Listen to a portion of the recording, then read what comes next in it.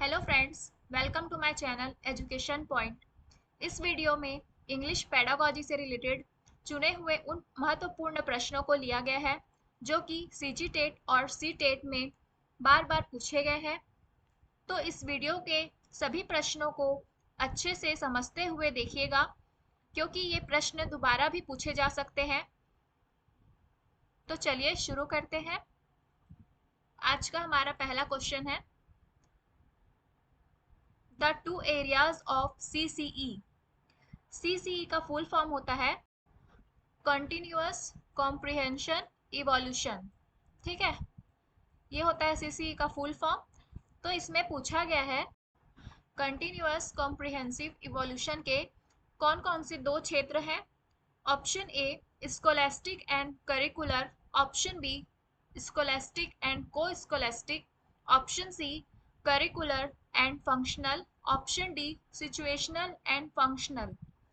तो इसका सही आंसर होगा option B, scholastic and co scholastic इसका सही आंसर है।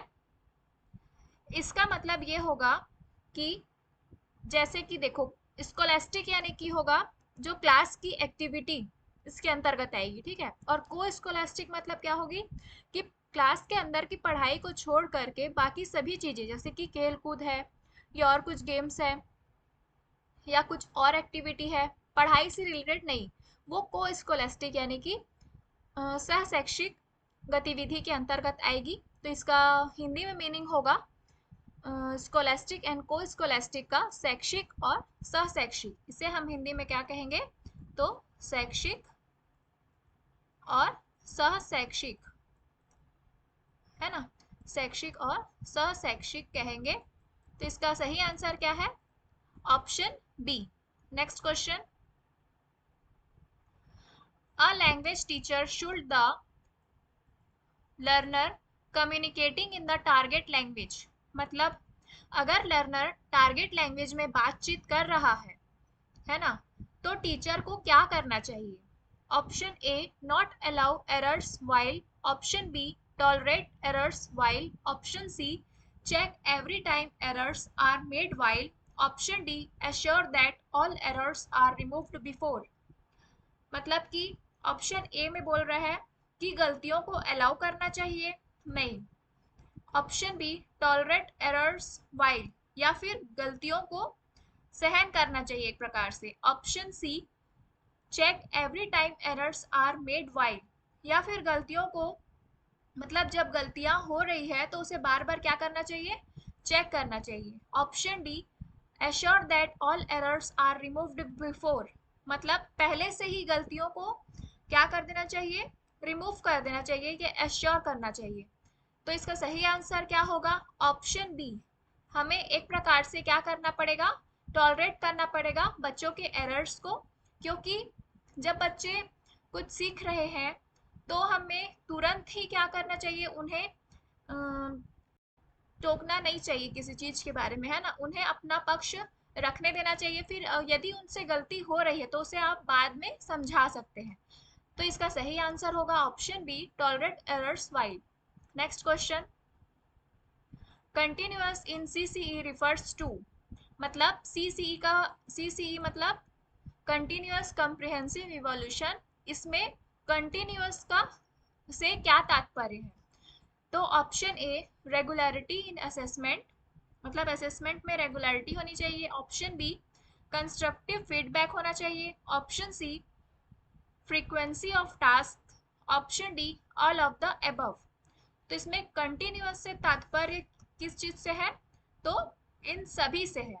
कंटिन्यूअस से रेगुलरिटी में मतलब मत लगा लीजिएगा, है ना, कंटिन्यूअस यानी कि रेगुलर है, ये नहीं, इसमें ये तीनों चीजें शामिल होगी, है ना। इसलिए इसका सही आंसर है option D all of the above. Next question, remedial teaching is a part of. मतलब उपचारात्मक शिक्षण किसका भाग है। ऑप्शन ए फॉर्मेटिव असेसमेंट का, ऑप्शन बी सममेटिव असेसमेंट का, ऑप्शन सी क्लास टेस्ट का, या फिर option D all of the above. तो जो रेमेडियल टीचिंग होती है ये फॉर्मेटिव असेसमेंट का पार्ट होती है। Option A is a right answer, है ना, क्योंकि इसमें शिक्षक पढ़ाते समय ही क्या करता है, बच्चों का मूल्यांकन कर लेता है और उनसे फीडबैक भी प्राप्त कर लेता है। ठीक है। फॉर्मेटिव असेसमेंट जो होता है वो ड्यूरिंग द क्लास होता है ना, ड्यूरिंग द क्लास, इसलिए इसका सही आंसर है option A. Next question, the gap developed between teaching and the learning can be best filled by. Best field पूछा है, मतलब टीचिंग और लर्निंग, टीचिंग और लर्निंग के बीच के गैप को हम कैसे कम कर सकते हैं, है ना। उसके लिए बेस्ट फील्ड क्या होगा, option A use of multimedia, multimedia का यूज करके, option B text book reading कराकर, ऑप्शन सी रेमेडियल टीचिंग के द्वारा, या फिर नन ऑफ दिस।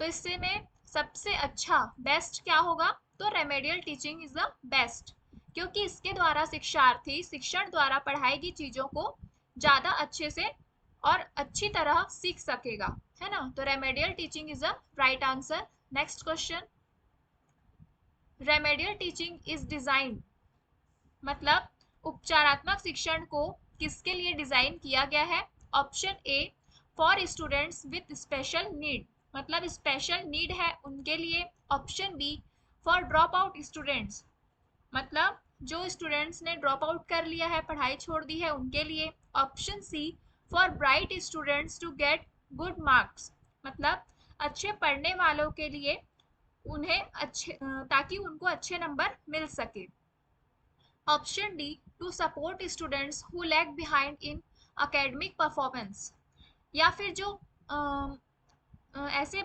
स्टूडेंट्स हैं जो एकेडमिक परफॉर्मेंस में पिछड़ चुके हैं, उनके लिए रेमेडियल टीचिंग डिजाइन की गई है। तो इसका सही आंसर होगा ऑप्शन डी, है ना। मतलब to support students who lag behind in academic performance, मतलब कि जो अपने एकेडमिक परफॉर्मेंस से पिछड़ चुके हैं, उनके लिए उपचारात्मक शिक्षण डिजाइन की गई है, ताकि वो अपने पीयर ग्रुप के साथ अच्छे से मिलकर पढ़ाई कर सके, है ना, उनके गैप को दूर किया जा सके, किसके द्वारा, रेमेडियल टीचिंग के द्वारा।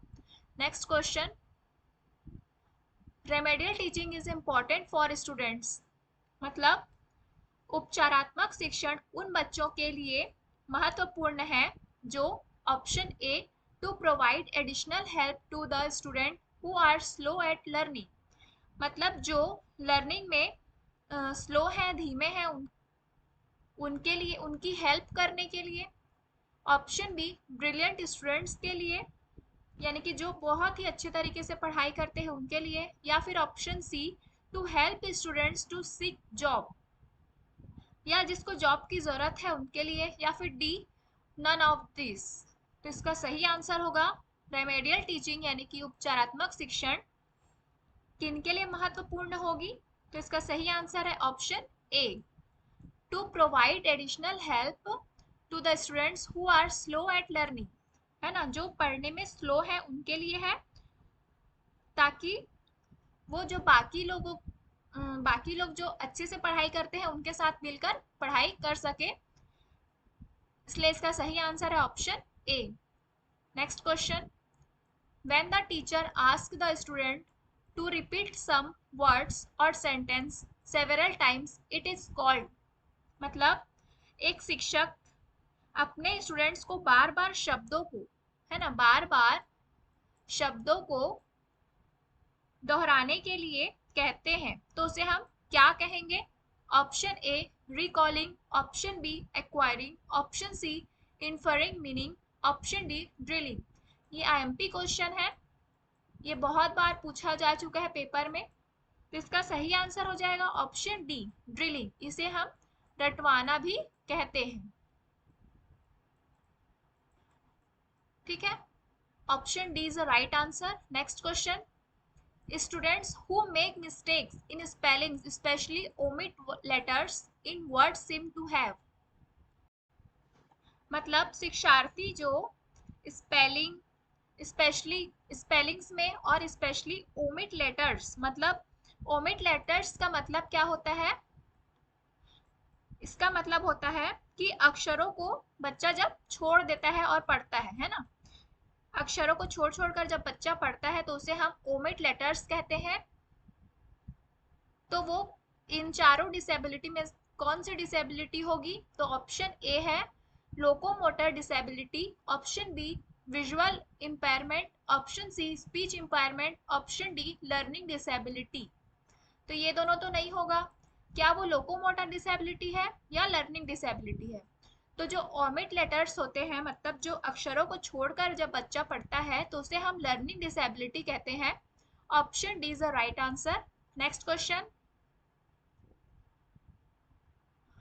If a student makes mistake while speaking in class, मतलब क्लास में बोलते समय जब बच्चा गलती करता है तो शिक्षक को क्या करना चाहिए? ऑप्शन ए शी या फिर he should not be allowed to speak in class, मतलब बोलने नहीं देना चाहिए उसे, नॉट अलाउड, मतलब क्लास में उसे नहीं बोलने देना चाहिए। Option B she he should be told to learn grammar rules, या फिर उसे बोलना चाहिए कि वो ग्रामर रूल्स सीखे। Option C she he should not be discouraged by the teacher, या फिर उसे टीचर के द्वारा डिमोटिवेट या डिस्करेज नहीं करना चाहिए। Option D she he should not speak in class, मतलब इसमें भी वही बोला है कि उसे क्लास में नहीं बोलने देना चाहिए। तो इसका सही आंसर होगा जब बच्चा मिस्टेक करता है बोलते समय क्लास में तो उसे हमें डिस्करेज या डिमोटिवेटेड नहीं कर फील कराना चाहिए, है ना। हमेशा बच्चे को मोटिवेट फील कराना चाहिए। तो इसका सही आंसर होगा option C she he should not be discouraged by the teacher. Next question, comprehensive in CCE implies that, मतलब जो सीसीई है कंटिन्यूअस कॉम्प्रिहेंसिव इवोल्यूशन में कॉम्प्रिहेंसिव से क्या तात्पर्य है? Option A all the aspects of a child's personality have to be observed, मतलब सभी पहलू को ध्यान में रखना चाहिए बच्चे के पर्सनैलिटी के। Option B scholastic aspect of a child's personality have to be observed, या फिर सिर्फ स्कोलेस्टिक यानी कि शैक्षिक पहलू को ध्यान में रखना चाहिए या ऑब्जर्व करना चाहिए। Option C non scholastic aspect of a child personality have to be observe, या फिर शैक्षिक बच्चे के पर्सनैलिटी को ऑब्जर्व करना चाहिए सिर्फ, या फिर dear student should B assessed regularly, या रेगुलरली इवोल्यूशन होना चाहिए स्टूडेंट्स का। तो इसका सही आंसर है कॉम्प्रिहेंसिव से तात्पर्य क्या होगा? तो सभी पहलू आ जाएंगे इसके अंदर, ठीक है, सभी पहलू आएंगे बच्चे के। तो option A all the aspects of a child's personality have to be observed by teacher, option A is the right answer.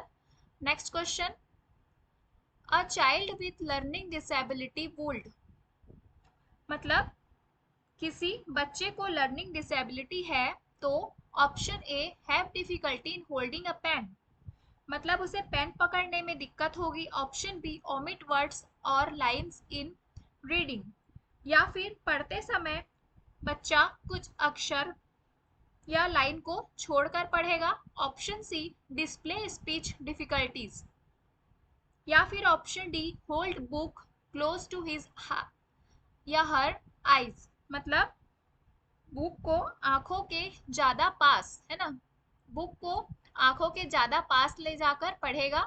तो इसका सही आंसर होगा लर्निंग डिसेबिलिटी हम किसे कहेंगे? तो इस ऑप्शन बी ओमिट वर्ड्स और लाइंस इन रीडिंग, मतलब पढ़ते समय बच्चा अक्षरों या फिर कुछ लाइन को छोड़कर पढ़ेगा। Option B is the right answer. Next question, remedial teaching is helpful for students, मतलब उपचारात्मक शिक्षण उन बच्चों के लिए हेल्पफुल है जो, option A who lag behind in certain areas, मतलब जो कुछ क्षेत्रों में पिछड़े हुए हैं उनके लिए। Option B who want to top in the class, मतलब जो बच्चे फर्स्ट आना चाहते हैं, टॉप करना चाहते हैं क्लास में, उनके लिए। Option C who have special needs, या जिन्हें स्पेशल नीड्स की आवश्यकता है। Option D, who drop out due to family problems, या जिन्होंने ड्रॉप आउट कर दिया है अपने पारिवारिक समस्या की वजह से। तो रेमेडियल टीचिंग किसके लिए हेल्पफुल होगा? तो option A, who lag behind in certain areas, है ना, मतलब कक्षा में जो बालक क्या अपने पीयर ग्रुप से पिछड़ चुका है ना, अपने एकेडमिक परफॉर्मेंस में पिछड़ा हुआ है ना, या उसे कुछ सर्टेन एरियाज है उसके उसमें पिछड़ा हुआ है, तो उसके लिए हम रेमेडियल टीचिंग का यूज करके उसे हम सही कर सकते हैं उपचारात्मक शिक्षण के द्वारा। इसलिए इसका सही आंसर होगा option A. Next question.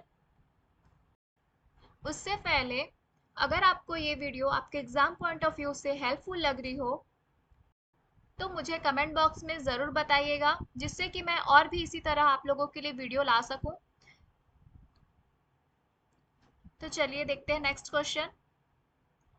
In diverse classroom it is best, मतलब विविधता वाले कक्षा में सबसे बेस्ट क्या होगा? Option A, to use a wide variety of teaching strategies, मतलब पढ़ाने के लिए अलग अलग स्ट्रेटेजीज या फिर तरीकों का यूज करना। Option B, that all student should be asked to learn from teacher notes, या फिर उनको कहना कि टीचर द्वारा नोट्स दिए गए हैं उन्हें पढ़ो। Option C, to allow students to learn on their own, या फिर स्टूडेंट्स को अलाउ करना कि वो खुद से ही पढ़ाई करें। Option D, to teach every student according to his और हर लर्निंग स्ट्रेटेजीज, या फिर सभी स्टूडेंट्स को अपनी अकॉर्डिंग लर्निंग स्ट्रेटेजीज बनाने को कहना। तो इन डाइवर्स क्लासरूम में सबसे बेस्ट क्या होगा? तो option A, to use a wide variety of teaching strategies. Option A is the right answer. Next question. Remedial teaching is meant to, मतलब उपचारात्मक शिक्षण का क्या तात्पर्य है? Option A, teach grammar. Option B, find what has been learn, मतलब क्या क्या सीखा है बच्चों ने इसे पता करना। Option C, address gaps in learning, या फिर लर्निंग सीखने में गैप्स का पता लगाना। Option D, introduce any new topic, या फिर नए टॉपिक को इंट्रोड्यूस करना। तो इसका सही आंसर हो जाएगा ऑप्शन सी, रेमेडियल टीचिंग से तात्पर्य क्या होता है? तो एड्रेस गैप्स इन लर्निंग, ठीक है, मतलब कि गैप्स का पता लगाना शिक्षण में, सीखने में। Option C is the right answer. Next question. When you correct each and every mistake of your students, मतलब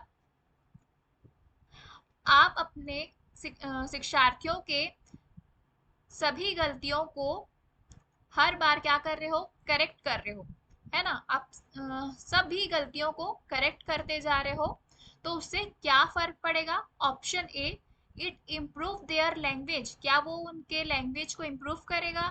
option B, it encourage them not to make, या फिर उन्हें इनकरेज करेगा कि वो दोबारा गलती ना करे। Option C, it show how alert you are, मतलब ये शो करेगा कि आप कितने अलर्ट हैं अपने शिक्षार्थी के प्रति।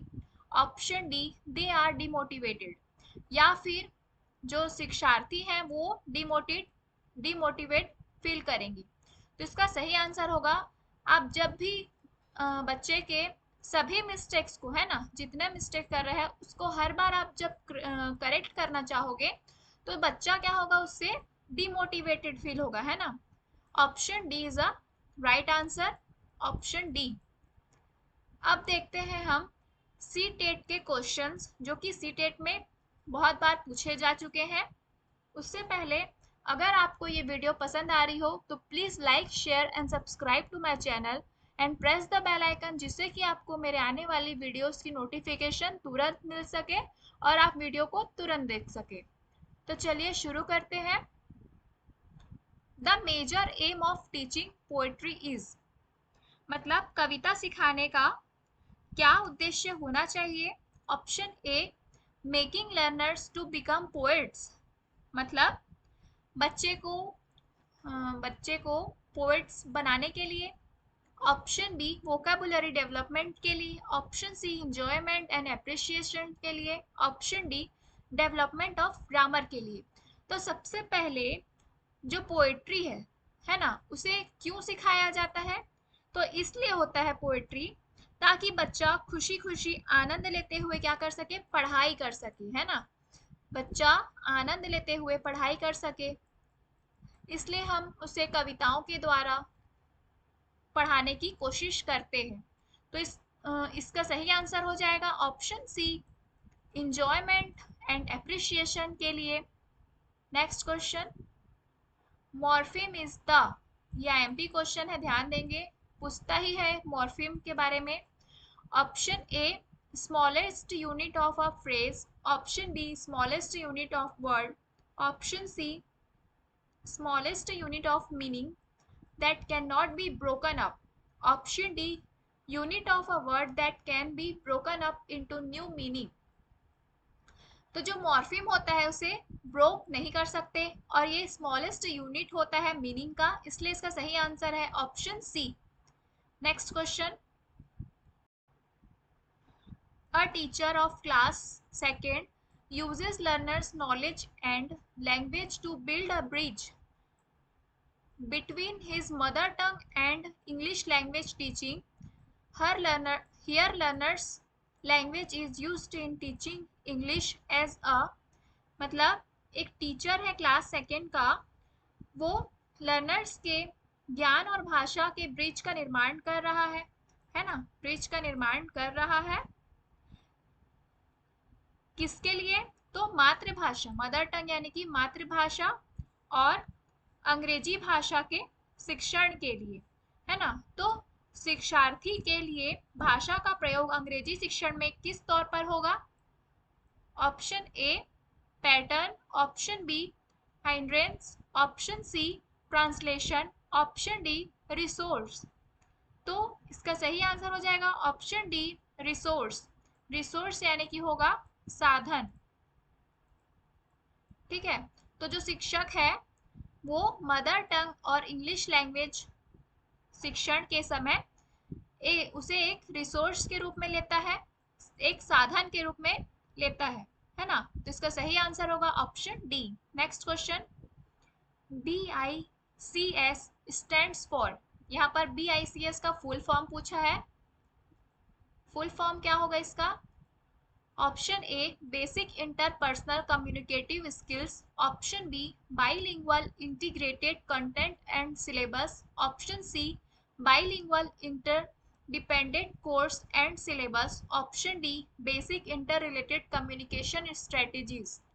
तो BICS का फुल फॉर्म होता है option A basic interpersonal communicative skills.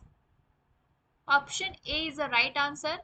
Next question, a teacher wants to create a language rich environment in her class, she should, मतलब भाषा का समृद्ध परिवेश, रिच इन्वायरमेंट यानी कि समृद्ध परिवेश क्रिएट करना चाहती है, क्यों या किस लिए? Option A ask students to use only English while communicating in the class with peers, option B establish a language lab in her class, option C motivated parents to buy language games and activities, option D provide an opportunity where the language is seen, noticed and used by children।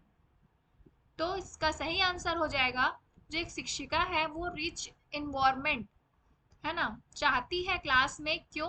तो इसलिए क्योंकि वो बच्चों के द्वारा भाषा को देखना चाहती है ना, नोटिस करना चाहती है और प्रयोग भी करने देना चाहती है स्वयं के द्वारा, इसके लिए वो उसे अवसर प्रदान करेगी। तो option D is the right answer, provide an opportunity where that language is seen, noticed and used by children.